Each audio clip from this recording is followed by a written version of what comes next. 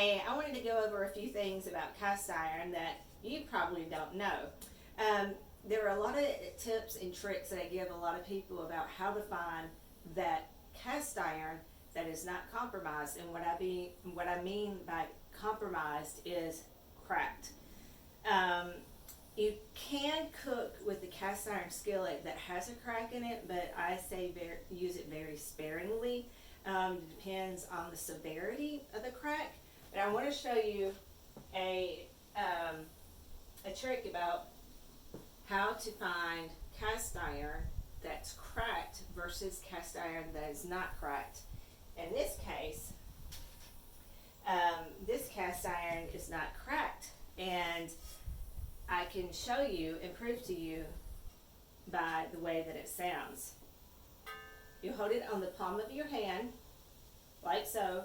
You can't hold it like this. Hold it on the palm of your hand and thump the rim. The rim, the cast iron gives out a very distinctive ping, almost like a bell, a church bell. It's got that real nice loud ping. Here's another one.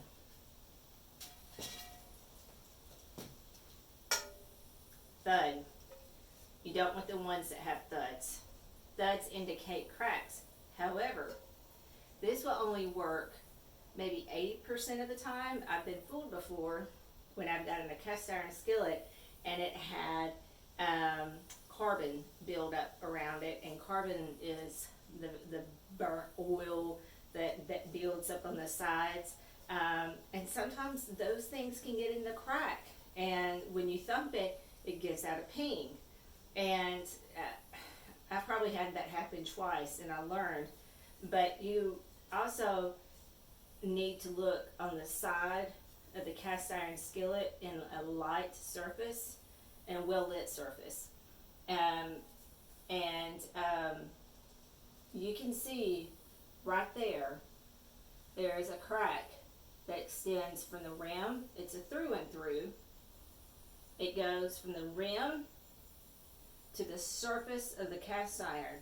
Because of the severity of the crack, it's a wall decor, or I use it for maybe to put food in, like cookies or something like that. But this is when I have to say it's wall art, and I hate having to do that because it just breaks a cast iron restorationist and hobbyist heart any day.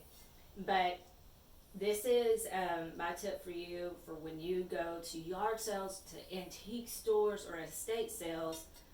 Thump away, thump away. I've had an older man. It was the funniest story that came up to me, and he said, "Sister," it was after church. "Sister, what in the world are you doing to your cast iron?" And I'm like, oh my gosh, this guy thinks I'm nuts. But after I showed him that the cast iron that I was thumping had a crack in it, that I would not be buying the cast iron at the time it was inexpensive. It was $10, but still, I don't want to buy a cast iron that I can't use for $10 if it's cracked. And I showed him, and he still kind of like looked at me like I had four eyes. But this is a healthy tip for you for when you go out and find cast iron that you want.